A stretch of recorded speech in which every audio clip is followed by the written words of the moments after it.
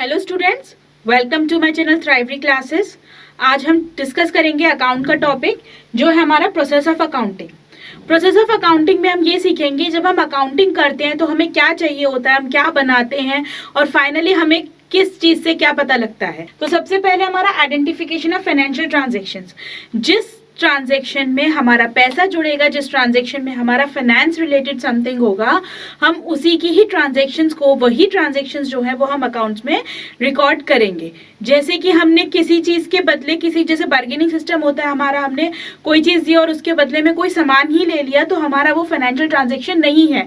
हमारा financial transaction वो होगा जिसमें हमारा मनी रिलेटेड होगा। जैसे ही हमारा मनी रिलेटेड होगा, हमें उस ट्रांजेक्शन का रिकॉर्ड भी चाहिए। तो उसके लिए क्या होगा? Preparation of vouchers. जो आपके वाउचर्स हैं वो आपके प्रिपेयर हो जाएंगे। आपने कोई भी सामान खरीदा है, उसका इनवॉइस होगा, उसका कैश मेमो होगा, उसका बिल होगा, जनरल लैंग्वेज में हम कहते हैं बिल होगा, रिसीट होगी, कोई ना कोई पेमेंट का आपका एविडेंस होगा कि हाँ ये ट्रांजैक्शन आपके बिजनेस में हुई है। आप ऐसे ही कोई भी ट्रांजैक्शंस नहीं दिखा सकते कि बिना किसी उसके कि ये चीज हमारी इसमें रिकॉर्ड हुई है। जब हमारे पास उसका रिकॉर्ड होगा तभी हम उसको ट्रांजैक्शन को अपनी ओरिजिनल बुक ऑफ एंट्री में डालेंगे। अब ओरिजिनल बुक ऑफ एंट्री में क्या क्या डालते हैं हम? Recording entries in the books of original entry. इसे ओरिजिनल इसीलिए कहा जाता है क्योंकि सबसे पहले जो हमारी ट्रांजैक्शन होती है वो यहीं पे रिकॉर्ड होती है। अगर कहीं पे भी हमारा कैश इन्वॉल्व है, कैश गया उसे क्रेडिट करेंगे, कैश आया तो हमारा डेबिट होगा, तो उसमें कैश अकाउंट हमारा इन्वॉल्व है।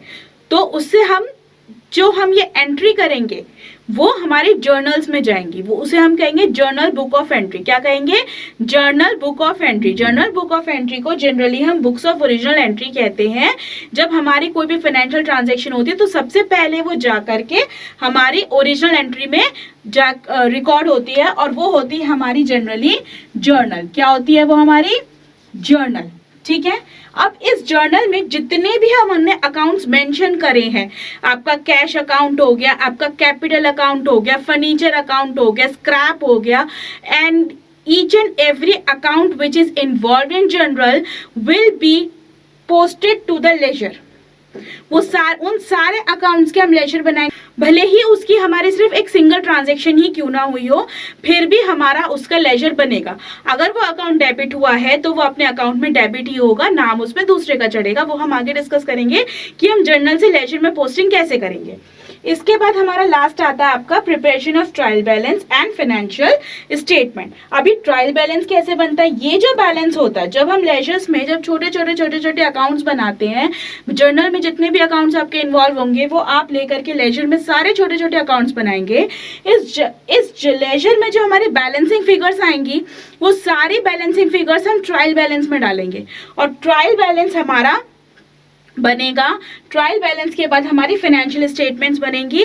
फाइनेंशियल स्टेटमेंट्स में हमारी 3 स्टेटमेंट्स इन्वॉल्व होती है। सबसे पहले आपका trading account, second is P&L account and third is your balance sheet. Balance sheet is the final statement of your business. Okay. तो जब हमारे पास फुल लेंथ क्वेश्चन की हम बात करते हैं कि ये अकाउंट्स का फुल लेंथ क्वेश्चन है।